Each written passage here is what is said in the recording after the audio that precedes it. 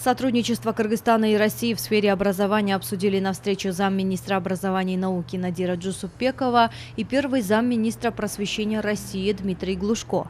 Была отмечена необходимость улучшения партнерских связей со стороны России со школами нашей страны, где ведется обучение на русском языке. В настоящее время в Аше работают 29 учителей русского языка из российских школ. Стороны выразили заинтересованность в продолжении работы в этом направлении, отметили в ведомстве. Ранее уже обсуждался вопрос о возможном использовании образовательных платформ России по предметам естественно-научного и физико-математического направлений с дальнейшим переводом на кыргызский язык. Заместители министров также обсудили вопрос сотрудничества между Кыргызской и Российской академиями образования, в частности, разработки государственного образовательного стандарта школьного общего образования, в рамках которого формируются предметные стандарты, учебные программы, направленные на реализацию программы STEM.